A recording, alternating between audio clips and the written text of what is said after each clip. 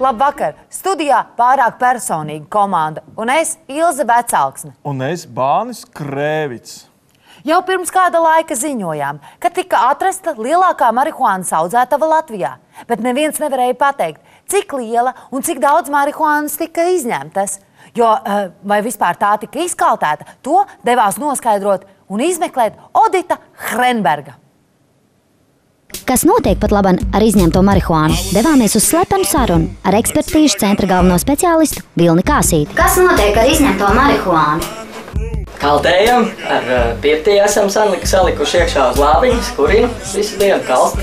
Taču, kā atzina Kāsīša kungs, precīzi apjomu, cik marihuānas tika izņemts, noskaidrot diez vai izdosies. Jāatzīst, ka sabiedrības vairākums piekrīt apgalvojumam, ka marihuānu vajadzētu pārdot. Iecerts pārdot uz Amsterdamu. Viņš gan šitai pat labi var pārdot.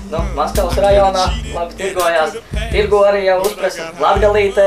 Iespējams, ka šī noplūde dos arī kādu pozitīvu iespēju. Ielās būs stipri vairāk smaidīgi un laipni policisti. Valsts ieņēmuma dienestā strādās priecīgāki ierēdņi, kas apveltīti ar humoru izjūtu. Un ja uz šķietam nopietnām lietām paraugās caur humora prizmu, tad drūmas lietas kļūst krāsainākas. Šī gadījumā zaļākas.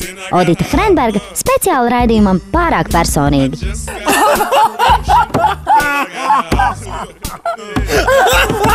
Man saka skruļoties.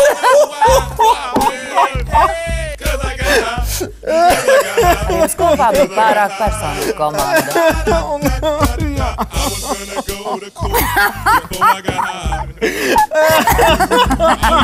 Tu esi galāks par mani.